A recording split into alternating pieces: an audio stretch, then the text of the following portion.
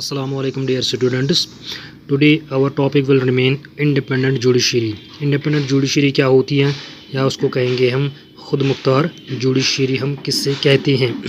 इसको समझने के लिए हम एक सिचुएशन लेते हैं। फॉर एग्ज़ाम्पल अ पॉलिटिशियन या एक ब्यूरोक्रेट कोई इलीगल काम करता है, अपनी पावर का मिसयूज़ करके, अपने पावर का गलत इस्तेमाल करके या अपने अहदे का गलत इस्तेमाल करके कोई इलीगल कोई गैर कानूनी काम करता है। फॉर एग्ज़ाम्पल वो एक इलीगल अपॉइंटमेंट करवा लेता है या इलीगल एनक्रोचमेंट होती हैं लैंड का उसके ज़रिए, या miss appropriation of the government money होता है।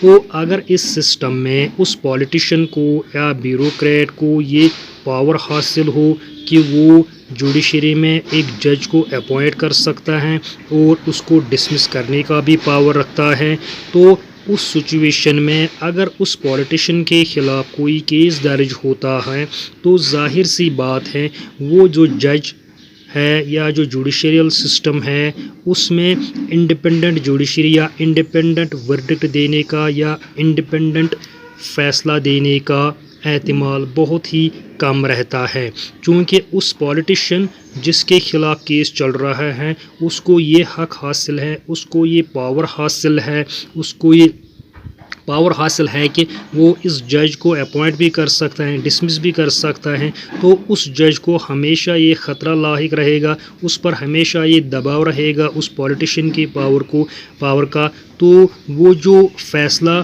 सुनाना चाहता है इंडिपेंडेंट फ़ैसला दे नहीं सकता है। तो इस सिचुएशन में जो सारे फ़ैसले हैं वो बिल्कुल पार्शल होंगे, वो बिल्कुल उस पॉलिटिशियन के हक़ में होंगे या उस ब्यूरोक्रेट के हक़ में होंगे या कोई भी जो अप्रोच वाला पर्सन होगा उसके हक़ में होगा। क्योंकि हिंदुस्तान का जो कानून है, हिंदुस्तान की जो कॉन्स्टिट्यूशन है उसमें जुडिशियल सिस्टम को बिल्कुल इंडिपेंडेंट रखा गया है than the other two from the other two organs of the government, that is legislature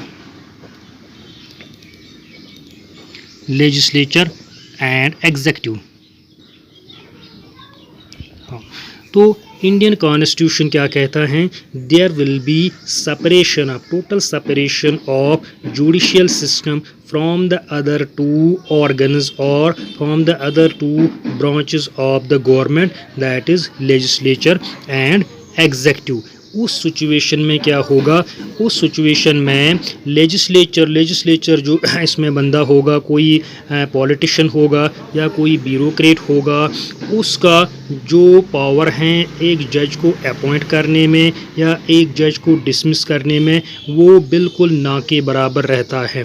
तो इसका मतलब ये हुआ कि जुडिशियल सिस्टम जो हिंदुस्तान में है, जो इंडियन कॉन्स्टिट्यूशन के मुताबिक जुडिशियल सिस्टम है, वो बिल्कुल लेजिस्लेचर और एग्जीक्यूटिव से टोटली इंडिपेंडेंट है।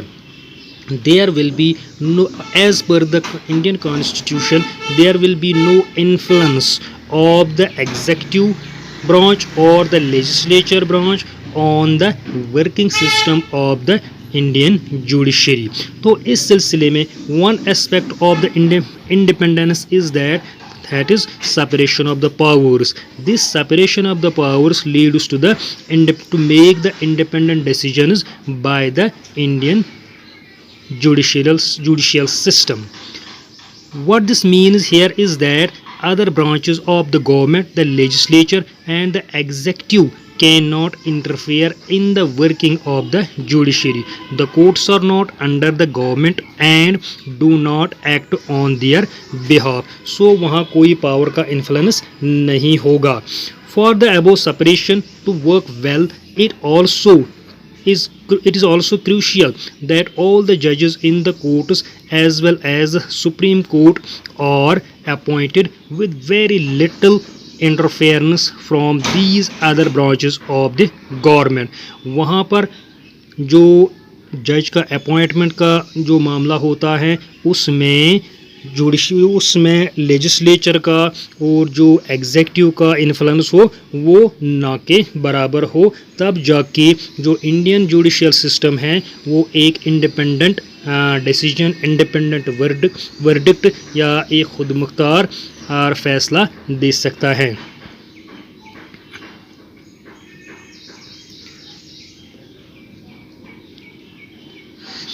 It is the independence of the judiciary that allows the courts to play a central role in ensuring that there is no misuse of powers by the legislature and the executive.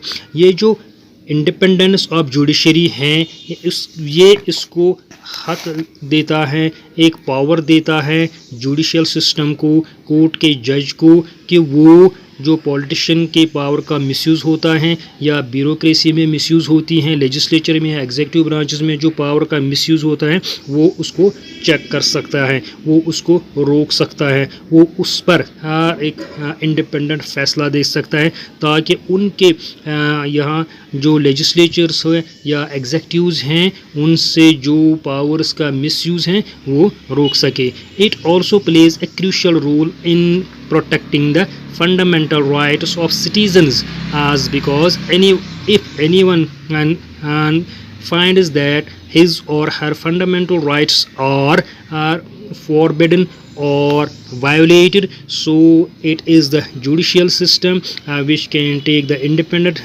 judgments on providing the fundamental rights or implementing the fundamental rights by the government towards its citizens. तो हमने समझा कि independent judiciary का मतलब क्या है. Independent judiciary का मतलब ये है कि ये जो ऑर्गन है गवर्नमेंट के हम 3 ऑर्गन्स लेते हैं.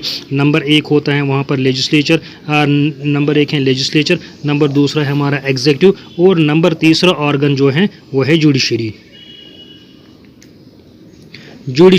तो हम इस जुडिशरी की बात करते हैं जिसको कहते हैं हम इंडिपेंडेंट जुडिशरी. क्या होती है इंडिपेंडेंट जुडिशरी का मतलब है वो जुडिशियल सिस्टम, वो कोर्ट्स का सिस्टम जो एग्जीक्यूटिव और लेजिस्लेचर से इन्फ्लुएंस ना हो, जो लेजिस्लेचर के पावर पर इन्फ्लुएंस ना हो, जो एग्जीक्यूटिव के पावर्स पर इन्फ्लुएंस या डिपेंडेंट ना हो, ताकि ये जो जुडिशरी में जजेस का अपॉइंटमेंट होता है वो वहाँ पर एग्जीक्यूटिव पावर्स या लेजिस्लेचर पावर्स या पॉलिटिशियंस का रोल ना के बराबर हो, ताकि ये जो जुडिशरी सिस्टम है ये इनके इन्फ्लुएंस में ना आकर या लेजिस्लेचर या एग्जीक्यूटिव के इन्फ्लुएंस में ना आकर और कोई पार्शल फैसला ना सुनाए. So that independent judiciary is one which is independent in taking any decision.